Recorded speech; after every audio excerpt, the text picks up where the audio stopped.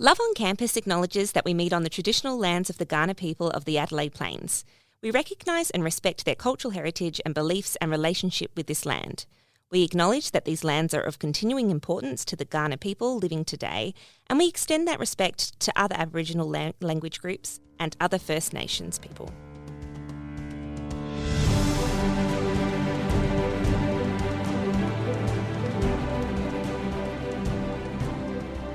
Hi, welcome to a Love on Campus footnote, which we're recording while Kathleen is still on maternity leave, and we want to shout out to her and baby August because we missed them.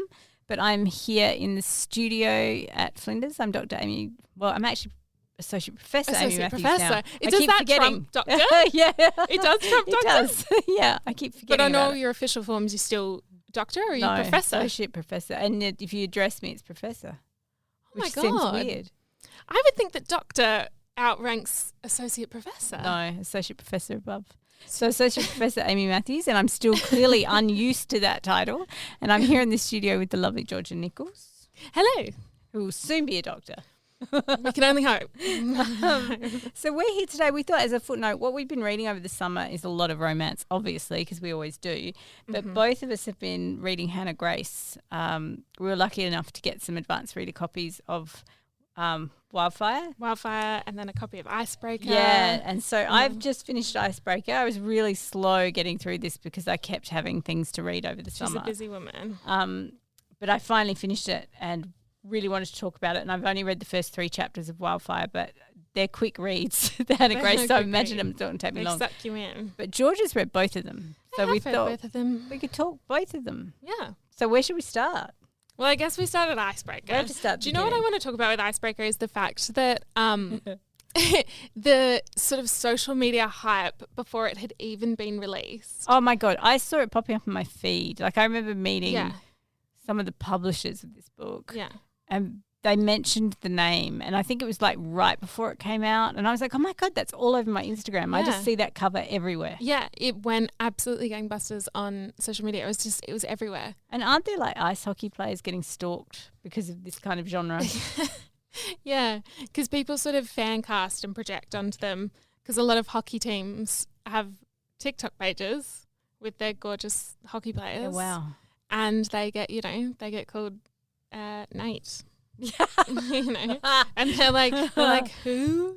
And as of the day we're recording this, Icebreaker has now spent an entire year on the New York Times bestseller list. Crazy. Yeah, it's been a cultural force. So what do you think the appeal is? Why are people loving this book?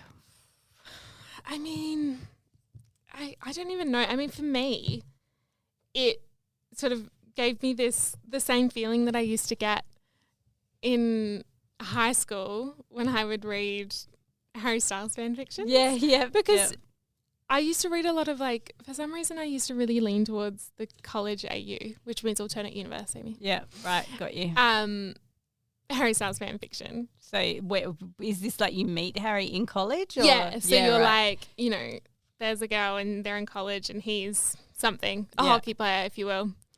And that's sort of the romance. Like, he's not Harry Styles. He just looks like Harry Styles. He just looks like Harry Styles. But actually you're thinking Harry Styles is playing him in the movie and I'm playing the girl. Yeah, correct. Yep.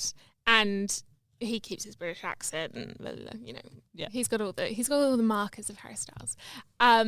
So it's the Icebreaker sort of gave me that same feeling, and it and so that I have to always say, feel like apart from the heat level, which we'll talk about in a minute, it did. That was also how it read to me. Of like these books I loved when I was like in sort of high school.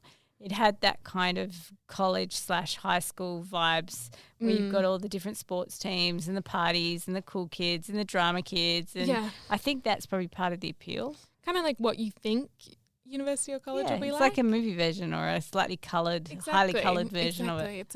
It's a John Hughes movie. Boy, and isn't it? It reminded me of there was a movie when I was growing up, like in the 90s, about the ice hockey player and the ice dancer who become a team. I think it's like riffing on this old movie. I'm going to look it up while you look at me like that. No, not familiar. Sports movies I'm familiar with are Bend It Like Beckham and then Blades of Glory. So you're not really into like sports then? Yeah, look, my brothers tend to make jokes about me and how I don't like any sort of sport. Like I really hate it. Like can't even listen to the murmur of the cricket without getting annoyed. Like The Cutting Edge, 1992. Oh, that sounds familiar. Yeah, and it's got a similar kind of storyline, right, where she needs a partner and he's an ice hockey player. And I was just like, oh, this is like riffing on The Cutting Edge. But I couldn't remember the name of the movie. Do you know what I will say about him being her partner? Yeah. Because that is sort of what the blurb says. Like, There's not a heap on that. I do wish that there was more. Like, I wish that there was more. I could have had that be the whole book. Same. That's what I was going to say. The whole book was them training up to like that one would have been thing. amazing. I think that would have been really because the sex really is good. really well written. Yeah. But I could have had it build up a little bit more sexual tension for a bit longer. Yeah, I could have had them hate each other for a little bit longer. Yeah. You know, like her being like really pissed off that she's paired with this hockey player and he's a bit brutish and she needs gracious and... Oh, you need to watch The Cutting Edge then. Yeah. But there's no sex. Like there's none of the sex in it. I do wish that was more of a thing because I feel like that sort of didn't start until about halfway through and was relatively short a section. I think that could have been maybe more emphasised and more... Could have been more of a plot thing. More of a plot. Yeah. And I think with Enemies to Lovers, which this is for like 100 pages maybe. Yeah, but on and off. Yeah, because he sort of is nice. Yeah, and he always kind of likes her. Yeah, he's always sort of... She's just a bit stubborn, I think. Yeah, and a bit type A with all her lists and schedules. And yeah, like I could have had more of the build up, the tension. Yep. Doesn't mean that they can't have been having sex. Yeah. I'll tell you what, spicy books got really spicy. We talked about this with Ali Hazelwood in our first season. Yeah, her books are crazy. Yeah, but this one also has some quite out there sex scenes, like the in the Uber. Yep. Like, is he? Because I know that in Wildfire, in the first sex scene, which is about 3 chapters in, he of course has a very big appendage. Yeah. Does Nate also have a very big appendage? He must do. I don't remember them noticing, but he is described as like Big, being really huge, solid, massive, and like at one point he talks about doing yoga for her so that they can skate together, and saying he's got a tree trunk of a body. Oh yeah, tree trunk of a body, not tree trunk of an appendage. I don't know. Maybe I don't remember it mentioned because I know there's like a specific line in Wildfire where she goes, "Well, that's not going to fit," and he goes, "Well, make it fit." And I was like, "Oh, that sounds not fun." Yeah, that doesn't sound great. We'll make it fit. Sometimes I wish the heroines were a bit taller. Yeah, well, you're a tall person. I'm a short person, so I don't mind the shortness. But Emily Henry writes tall. She does write tall. She writes tall. She writes same height love interests. What? Georgie's there for that. One thing I thought was interesting about the sex in Icebreaker was how the heroine was highly sexual, as opposed to, we talk about some books where the hero is like always quite hypersexual, like it's part of masculinity is that he's really up for it. And often the heroine is awakened through sex, or in old school romance that was certainly the case that he showed her. But actually, Anastasia is like really comfortable with her sexuality from the get-go. And I also thought some of their sex scenes were interesting. I know I'm older, so I'm probably not reading enough of this genre, so maybe this is really common. But even little moments where she's like, she knew exactly how to be pleased, right? Like she'd noticed his shower head and she's like, let's go in the she suggests that he uses the shower head on her, which is a kind of female-centered pleasure that it doesn't always show up in sex scenes. Yeah, and I think I obviously find sex and sexuality in romance novels quite interesting, seeing as it's my entire PhD. Your whole thesis. And I think is having this sort of sexually confident heroine redressing the balance because you're like empowering her with this sense of sexual autonomy, or does it just sort of replay on patriarchal ideas of sex and the power of sex and the sort of value that it holds, and not necessarily? Yeah, this couple in Icebreaker, sex is really central to everything, but also it's separate from love, because when we meet them, she's having great sex with the basketball player Ryan, and he's having, I don't know if it's great, but he's having a lot of one-night stands. He's having a lot of sex. It's always great. And he's shown as immediately great at it, right? It's not like... Yeah, it's not something that he like has to even... I don't know, because she does know what she wants. Yeah. Great, and she's getting orgasms galore before he comes along. Yeah, and he's listening to it. Yeah. I suppose, which is good. Yeah. Sometimes I sort of wonder if there's like a sort of, rather than like a speak and listen, there's more of a mutual... I don't know. I don't really know what I'm saying. I'm curious what that was going to be. Well, when I think about because I just had to write a sex scene, I sort of wanted it to feel like that they were there for each other, as opposed to simply being there for pleasure. I don't know how to. Well, because when these guys start out, it really is just like it's sex based. Yeah. Except he really likes her the whole time. Yeah, he always likes her. But even, as it develops, so they're emotionally there for each other, but also sex is still pretty central to their connection, I think. Mm-hmm. So, yes. And I would say it is definitely a hypersexual book. Yeah. So we've talked a lot about, because of George's thesis, about this current moment being a moment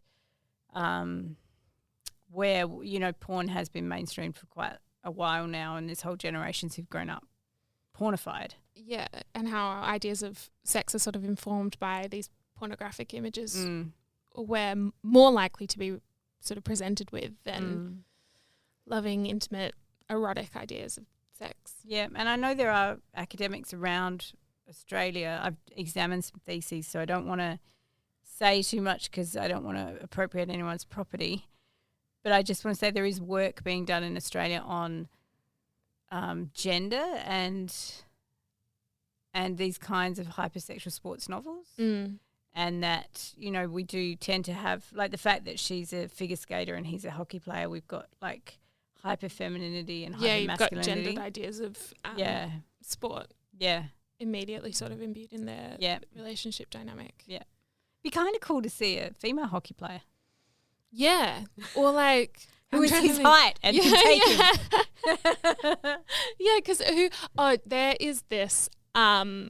rugby player. She became really popular. Oh my God. My agent was just telling me about this 2 days ago. Really? Alana Maya? Yes. Oh my I have God. been down this rabbit hole. Oh, you had that oh my God. Oh my God. I love her. Yeah. Like I love her. She's a big romance reader. Yeah. Loves herself a romance. And she, I think, is a fantastic sort of representation of like this. She is strong and she's fit and she's she's an athlete. Yeah. In every sense of the word, in a way that a lot of people would probably describe as masculine, right? Yeah. Yeah. They would assign they would associate those characteristics as sort of like masculine ideas, right? But she's amazing. She's so cool. Yeah, I went down that rabbit hole. Yeah. My agent, 2 days ago said to me, "Oh, have you heard of Ilona Mayer?" And I was like, "No." And then I went down looking at all. She's amazing the stuff. Yeah, she's so good. I would like that sort of dynamic in her as a heroine. I think would be, I think would be awesome to see. Yeah, because because this does play with those gender dynamics that we're familiar with, that we're comfortable with. In terms of like the roles that they take on in their sports and like how like figure skating is like a very delicate, gracious. Yeah, I don't know. Although it does talk to the toughness of it. One thing I thought was interesting. So you have these kind of coatings, and she's always wearing satin dresses and no underwear and high stilettos and all that stuff. But one thing I thought was interesting in their emotional relationship is he's really caring, right? He patches her up and he cares for her and he worries about her. Which is not something you would usually and associate. She's quite A-type and tough and competitive. And, so that was interesting. I thought that they did good things. It was a really quick read. Like I read it in one sitting, basically. It took me I read the first 3 chapters. Then I had to keep getting interrupted by reading exams and stuff. So I put them down. I picked it up, put it down. And then when I finally sat down to read it, I read it in basically one sitting. Like it's an easy read. Yeah. So, Wildfire, which I've only read 3 chapters of, I am there for the camp setting, I'm going to say. It's your very Dirty Dancing sort of. Yeah. Well, not really Dirty Dancing, but it's got like that. But when I was growing up, because I'm a lot older than you, there were all these old 80s movies and stuff set in summer camps. Well, when I think summer camp, I think The Parent Trap. Yeah, it had that vibe. There Which was I did always one, wanna go. oh my God, guys, if you want to go watch a really weird old 80s film I loved as a kid, Georgie, you totally have to watch this, like hands down. It's called Little Darlings, and it had Tatum O'Neal and Kirsty McNichol, who were both big back then. But I think it's like 1982 or 83. And it's about a summer camp, these girls, and the woman who plays Miranda on Sex and the City was in it when she was a teenager. She had long blonde hair. But it's about all these girls who are in a summer camp, and they're 17 maybe, and they discover two of the girls, Kirsty and Tatum, are virgins. Of course. Right? And so they make a bet. And they hate each other. How dare a teenager be a They virgin? hate each other, right? Yeah. But of course, most of the girls are actually virgins, just not tell anyone. Yeah.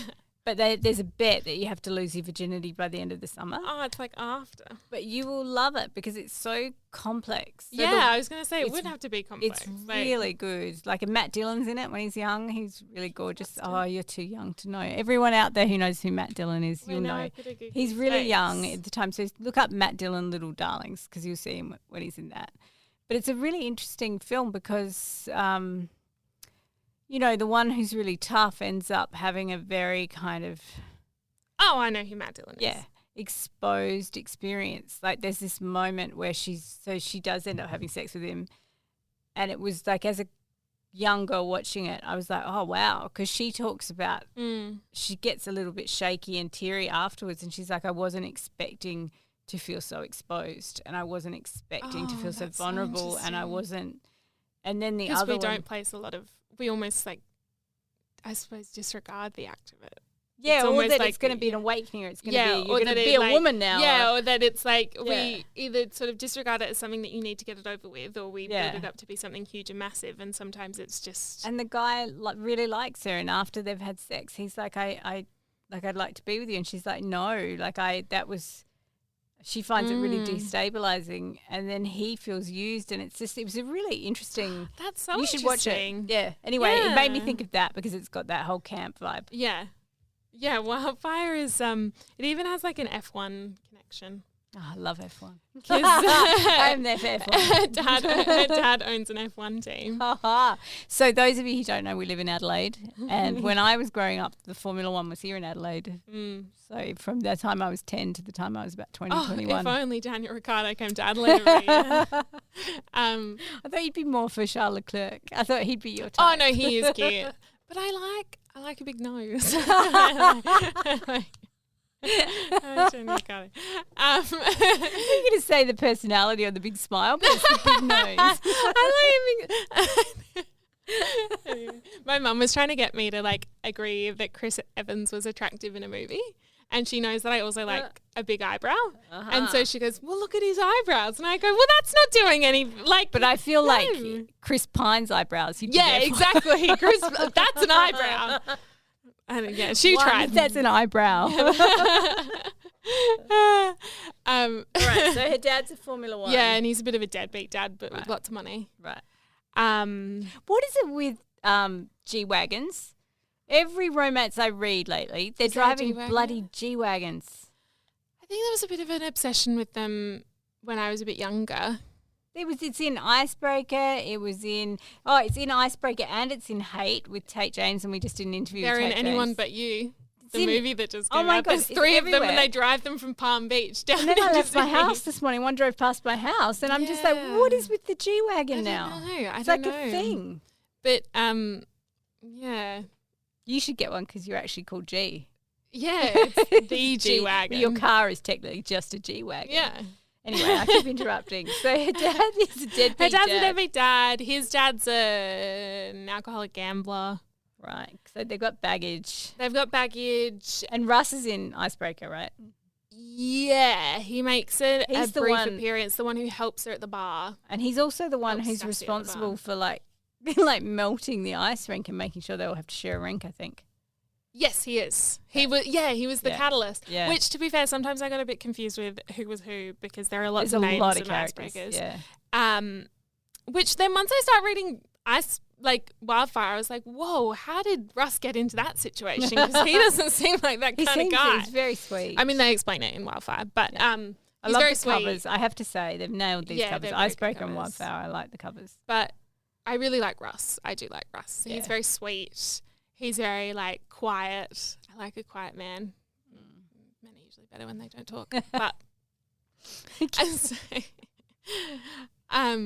so he's really sweet. I What's really the liked sex him. like in this one? Pretty immediate. It's third Straight chapter away. in Third chapter. because they have a little one night stand and then they rock up at the camp and they're both there.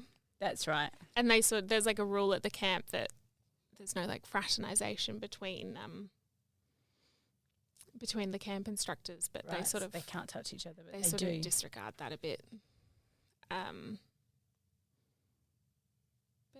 Yeah, now I'm lost. The silence is 'cause I picked the book up the and I sex got is lost. the same as Icebreaker. You get the same, Yeah. you get the same payoff from it. So you're definitely not. But I think there's more of an emotional arc for Aurora and Russ Yeah. in Wildfire. Don't I you sort of think enjoyed the it more. illustration of the girl on the back looks like Emily Henry? It does look like Emily Henry.